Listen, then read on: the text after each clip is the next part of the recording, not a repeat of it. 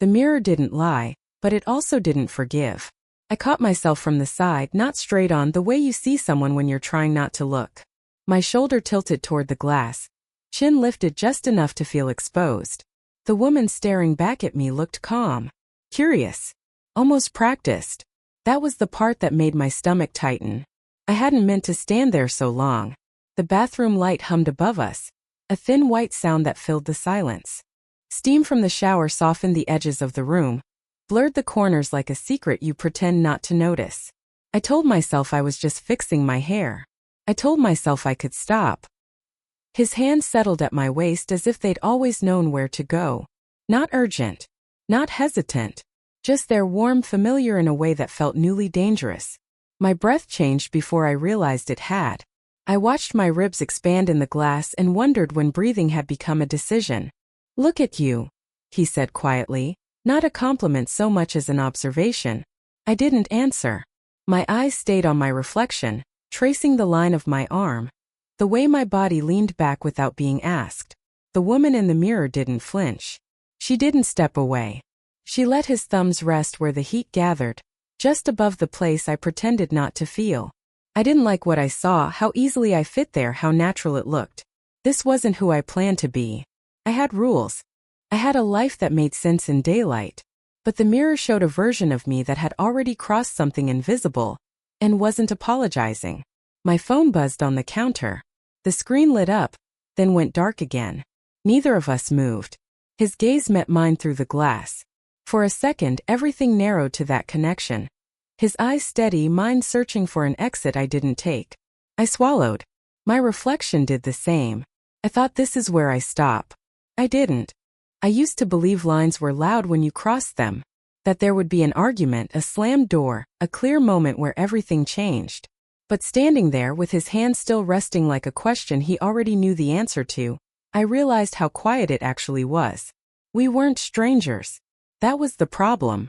I'd known him for years, long enough to trust the sound of his footsteps, long enough to recognize his moods by the way he exhaled. He was part of the furniture of my life, someone who existed safely in the background. Until he didn't. Until something shifted so subtly I couldn't name the moment it happened.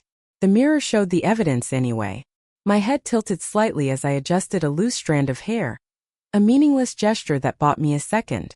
In the reflection, his chest rose behind me, close but not touching. The distance was precise, deliberate.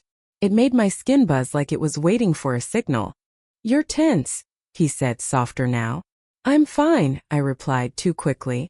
The words sounded practiced, like something I'd said 100 times before. To myself, to someone else, to the version of me who still believed restraint was a permanent state. His fingers flexed once at my waist. Not a pull. Not a grab. Just a reminder that he was there. That I was not alone in this narrow, steamy room with its locked door and glowing light. I thought of everything outside that bathroom. The life that expected me back unchanged. The person I promised myself I was. My reflection didn't look convinced. I watched my throat move as I swallowed. I watched my shoulders relax despite my intentions. There was a faint mark on the mirror where steam hadn't touched it yet, a clear oval framing my face. I stared into it like it might tell me what to do. He leaned in just enough that I felt his breath near my ear, not touching, just present. My hands gripped the edge of the counter. The cool surface grounded me for half a second before the contrast made everything else sharper. "You don't have to," he murmured. That was when I knew I wanted to. Not because he said it. Because my reflection didn't shake its head. It stayed. It watched. And it waited to see what I would become next. The door stayed closed. I noticed that before anything else. That familiar click still holding, the room sealed off from the rest of the world. It felt symbolic in a way I didn't want to unpack yet. I turned slightly, just enough to face him without fully breaking the spell of the mirror. My shoulder brushed his chest. Accidental in theory. Intentional everywhere else. His breath shifted deeper now, closer to my neck. The sound of it traveled straight through me. "You're shaking," he said. I wasn't. Not visibly. But my knees felt loose, like they were negotiating with gravity. I tightened my grip on the counter, knuckles pale against the dark surface. The mirror caught that too, The way I held on, the way my body leaned back as if it trusted him more than my hands. "I shouldn't," I said.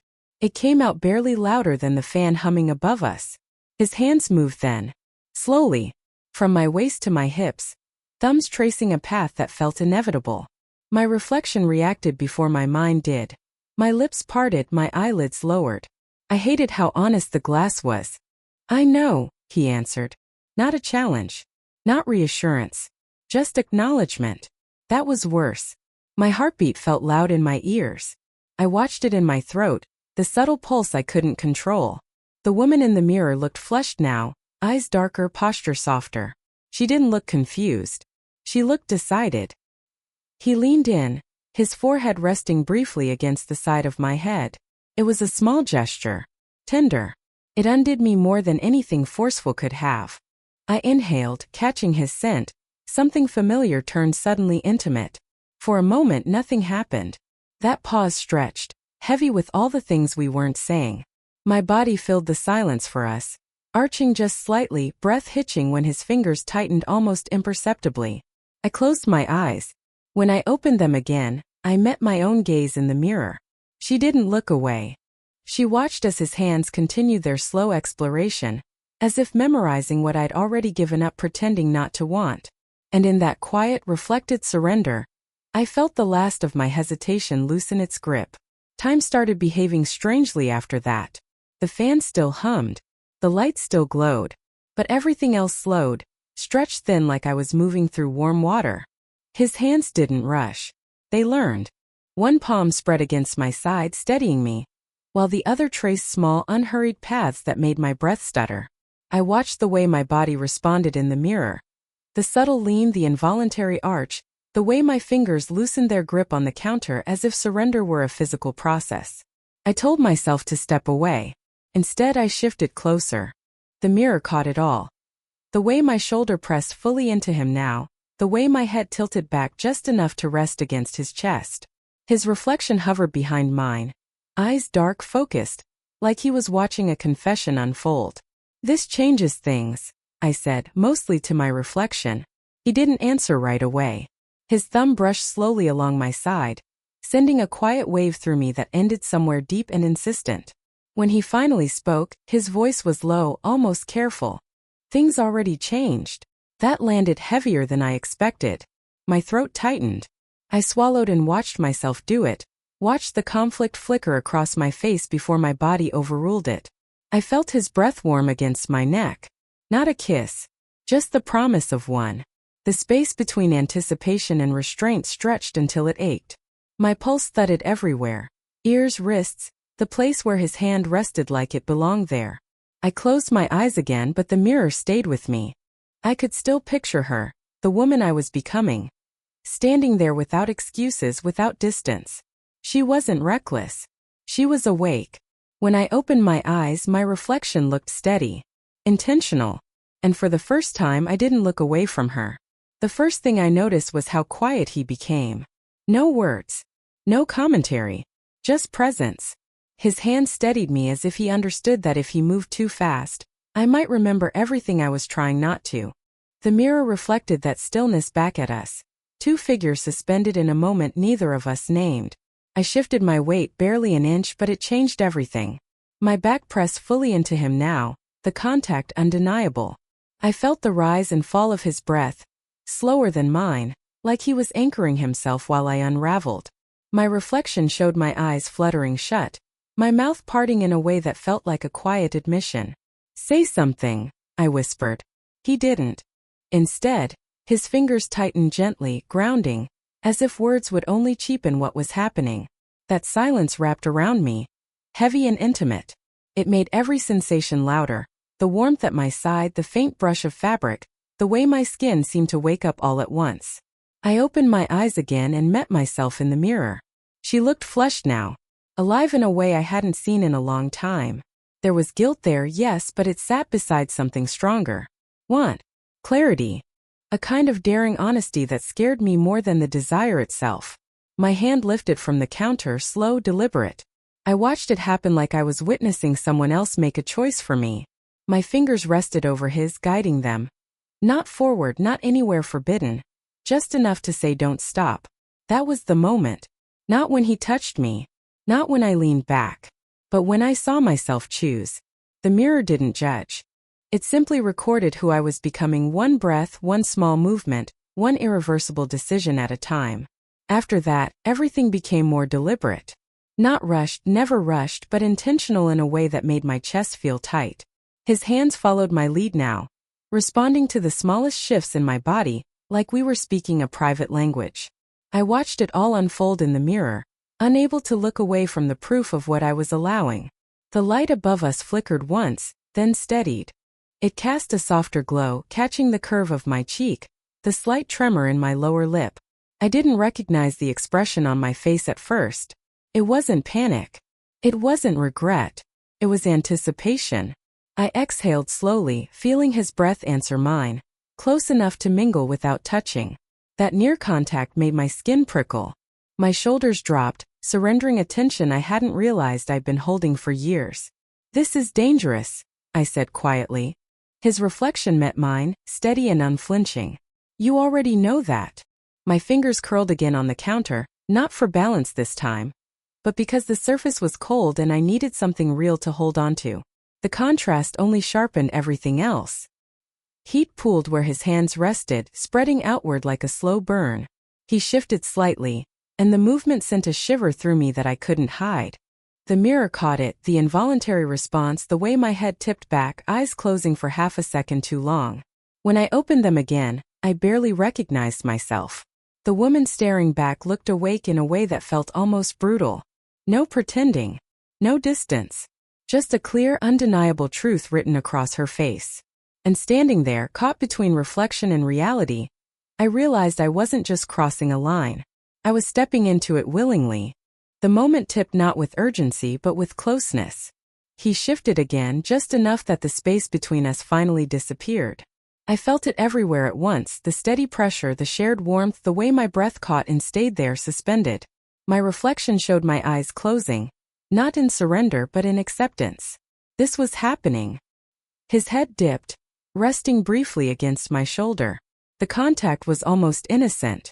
Almost. My skin reacted anyway. A slow ripple that traveled downward, leaving me unsteady. I reached back without looking, my hand finding his forearm, anchoring myself to something solid before my knees could betray me. "Tell me to stop," he said quietly. I opened my eyes. The woman in the mirror looked straight ahead, jaw set, lips parted, chest rising too fast. She didn't look afraid. She looked honest in a way that felt dangerous. I watched her shake her head just once barely. So did he. His breath brushed my neck, closer now, no longer careful to avoid contact. I felt the warmth of it linger, felt my body respond with a soft, involuntary movement that erased any remaining doubt. The counter pressed into my palms as I leaned forward, then back again, finding a rhythm that had nothing to do with logic. Every sound felt amplified. The quiet rustle of fabric, the faint hitch in his breathing, the low hum of the fan that suddenly felt like a countdown. I wasn't thinking about consequences. I wasn't thinking about tomorrow. I was thinking about how real this felt. About how the mirror no longer showed two people hesitating, but one woman fully present in her own skin, making a choice she wouldn't be able to undo. And as his arms tightened, holding me there like a promise and a warning all at once, I understood something with startling clarity. I wasn't losing myself. I was revealing her. After, the room felt different. Not quieter, the fan still hummed, the pipe still ticked somewhere behind the walls, but charged like the air itself remembered what we'd done. I was still facing the mirror, hands resting on the counter, breath uneven. His arms loosened slowly, reluctantly, as if letting go required permission. I opened my eyes. The woman in the reflection looked undone, hair slightly out of place, cheeks flushed, eyes brighter than I was ready to admit. There was no dramatic collapse, no sudden shame. Just the steady awareness of my heartbeat and the lingering warmth that hadn't decided where to settle yet. He stepped back first. That felt important. The distance returned inch by inch, and with it came the reality of the space. The sink, the door, the phone still sitting dark on the counter. I straightened my posture, watching myself do it, smoothing my hands down my sides as if that could return me to who I was before. It didn't. You okay? He asked. I nodded, but my reflection hesitated half a second longer than my voice. Yeah. The words sounded different now. Softer. Less convincing. He studied me through the mirror, like he was trying to memorize something before it disappeared. Then he turned away, giving me that last courtesy. The door opened. Closed. His footsteps faded. I was alone with myself again. I leaned closer to the mirror, searching for regret, for panic, for the version of me I thought would be furious. She wasn't there. Instead, I saw someone who had crossed a line and survived it. Someone who knew exactly what she'd done and why. The mirror had shown me who I was becoming long before I was ready to admit it. And the most unsettling part wasn't that I didn't recognize her. It was that I did, and I didn't look away.